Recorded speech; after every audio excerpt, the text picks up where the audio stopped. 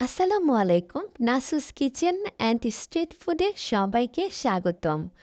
আজ আমি আপনাদের সাথে শেয়ার করতে চলে আসলাম আলু দিয়ে দেশি মুরগির ঝোল। এই রেসিপিটা আশা করব সবার ভালো লাগবে। আর আমি খুব সহজভাবে রান্নাটা করেছি, যাতে হাতের কাছে যেসব মশলা থাকে তা দিয়ে সহজেই রান্নাটা করা যায়। আর যারা নতুন রাঁধুনি আছে তারা যাতে খুব সহজেই রান্নাটা করতে পারে। আপনারা চাইলে এই রান্নাটা যে কোনো মুরগি দিয়েই করতে পারেন। তো আমি একটা দেশি মুরগি নিয়ে নিয়েছি এই রান্নাটা করার জন্য। তো প্রথমেই আমি একটা মুরগিকে ভালোভাবে কেটে ধুয়ে নিয়েছি। এবার চুলাতে আমি কড়াই বসিয়ে দিয়েছি। কড়াইটা যখন গরম হয়ে এসেছে তখন আমি এখানে আধা কাপ পরিমাণ তেল দিয়ে দিয়েছি। তেলটা যখন আরেকটু গরম হয়ে এসেছে তার মধ্যে আমি বড় সাইজের ৩টা পেঁয়াজ কেটে নিয়েছিলাম তা দিয়ে দিলাম। তো পেঁয়াজটা আমি একটু ভাজা ভাজা করে নিচ্ছি।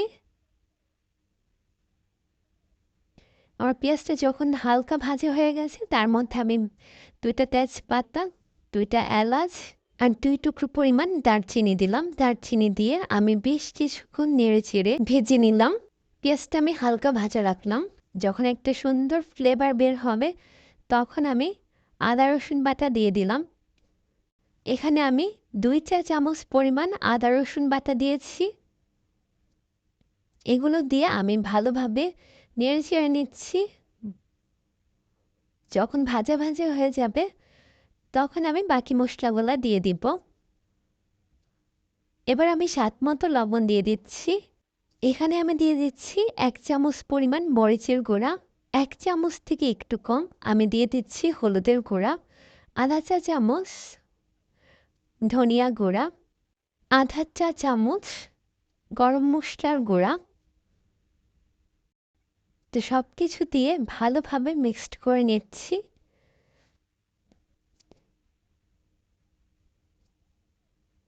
এবার আমি কষানোর জন্য পানি দিয়ে দিব। এই পানিতে আমি মশলাটা কষিয়ে নিব। তো এবার আমি একটু নেড়েচেড়ে ঢেকে দিলাম যাতে আমার মশলাটা সিদ্ধ হয়। তো ৬ মিনিট পরে আমি ঢাকনি উঠিয়ে দিলাম। তো আমার মশলাটা একটু লেগে লেগে আসছে, তো আমি নেড়েচেড়ে নিচ্ছি। যখন তেল উঠে এসেছে আমি পানি দিয়ে দিলাম। আর আমি চুলার আঁচটা মাঝারি রেখেছি।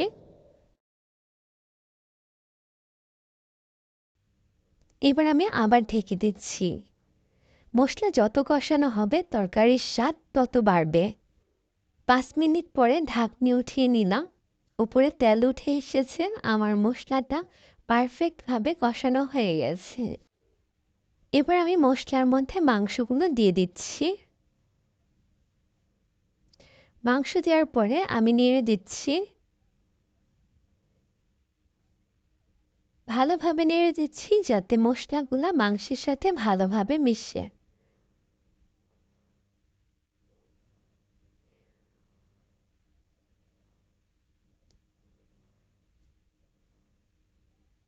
আমি না ঢেকে নেড়ে চেড়ে বেশ কিছুক্ষণ কষিয়ে নিব,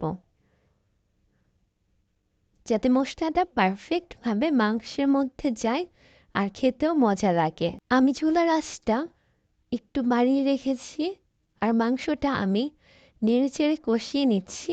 এভাবে কষানো হলে খেতে আরও বেশি ভালো লাগবে আর স্বাদটাও বেড়ে যাবে।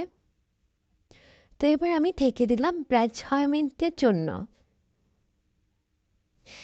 ৬ মিনিট পরে আমি ঢাকনা উঠালাম। তো মাংস থেকে বেশ কিছু পানি বের হয়েছে। এবার আমি একটু নেড়ে দিচ্ছি। মাংসটা এখনও পুরোপুরি সিদ্ধ হয়নি, হালকা হালকা সিদ্ধ হয়ে এসেছে। আমি তার মধ্যে কিউব করে কেটে রাখা আলুগুলো দিয়ে দিলাম। এবার মাংস আর আলু একসাথে সিদ্ধ হবে।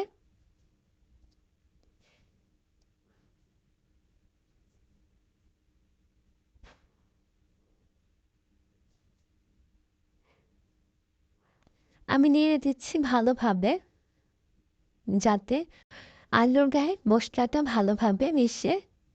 এবার আমি চুলার আঁচটা মাঝারি আঁচে রেখে রান্নাটা করব, তা না হলে পুড়ে যাবে।